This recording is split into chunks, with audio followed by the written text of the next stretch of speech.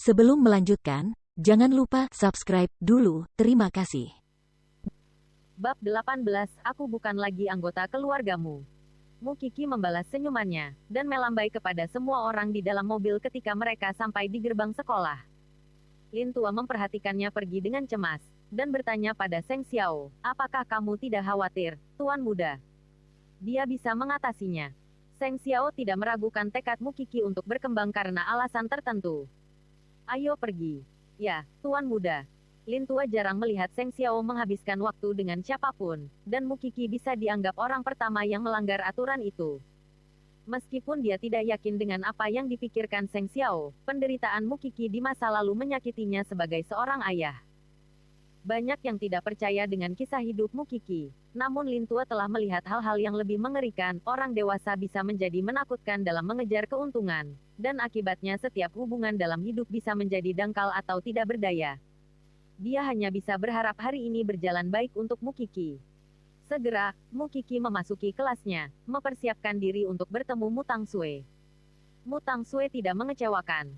Di kelas pagi pertama, guru kelas mereka membawa Mutang Sue ke kelas, membuat semua teman sekelasnya gempar. Kiki, kamu sangat mirip dengan murid pindahan itu. Apakah dia lebih muda atau lebih tua? Kami tidak pernah mendengar tentang dia darimu.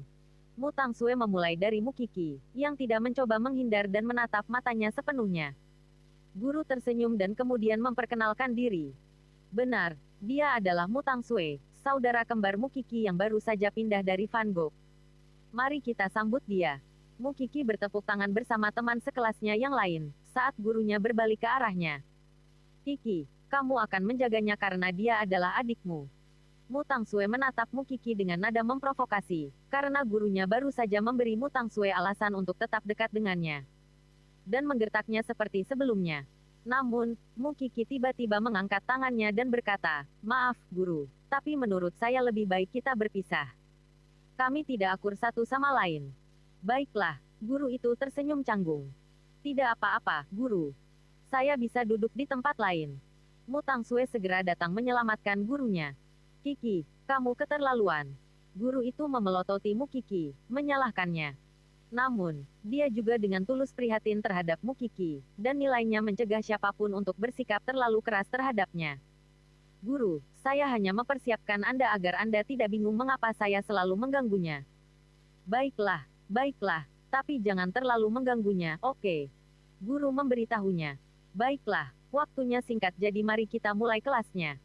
Kita akan bicara lagi nanti jika ada hal lain. Tang Sue, silakan duduk.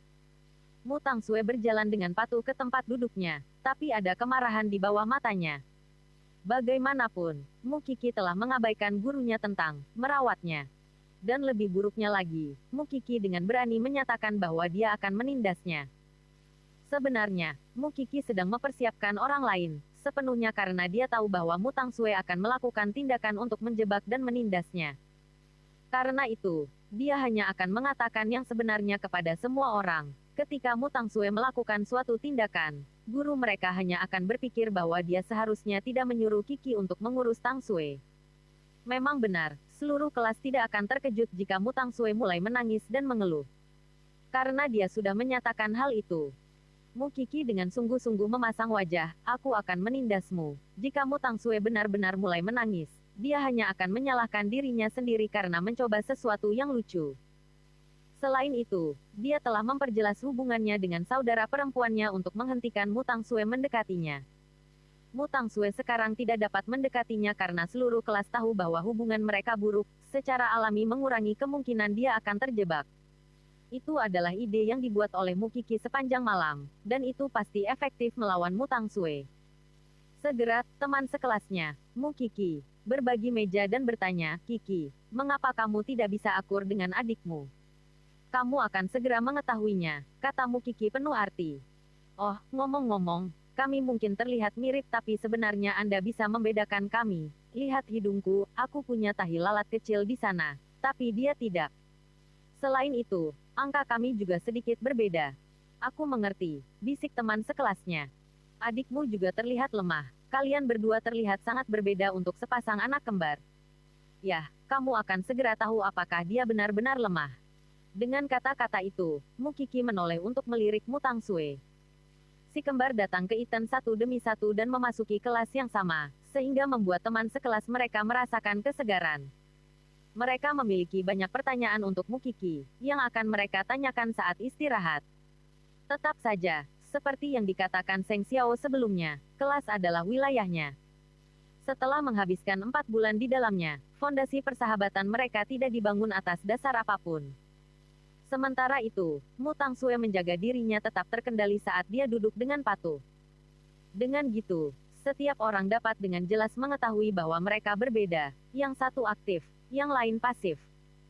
Gitu bel berbunyi. Kedua saudari itu tidak punya banyak waktu untuk berbicara satu sama lain seperti yang diharapkan. Semua orang mengelilingi Mukiki, menanyakan tentang Mu Tangsue.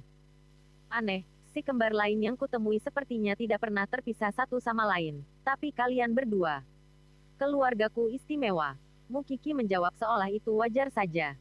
Kami juga mempunyai wali yang berbeda. Bukankah menurutmu fakta itu lebih aneh lagi? Teman sekelasnya mengangguk. Kamu akan tahu alasannya nanti, kata Mukiki, membuat mereka tetap tegang. Cek, tidak bisakah kamu memberitahu kami saja? Mukiki tertawa, menggoda teman-teman sekelasnya dan mengabaikan keberadaan Mu Tangsue.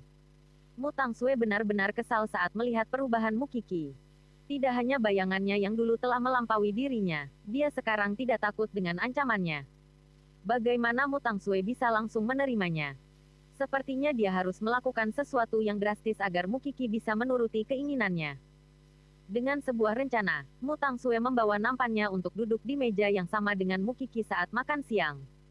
Mukiki menatapnya dan berkata, seseorang sedang duduk di sana. Aku tahu, Kak. Aku hanya ingin bicara sedikit denganmu. Mu Tangsue berkata dengan lembut. Mukiki meletakkan pisau dan garpunya, melipat tangannya dan memelototinya. Apa yang kamu rencanakan lagi? Maukah kamu melindungiku seperti yang kamu lakukan di Van Gogh? Aku masih membutuhkanmu seperti sebelumnya. Butuh dia, menjadi kambing hitamnya. Mukiki tersenyum dan dengan cepat menjawab, saya bukan lagi anggota keluargamu.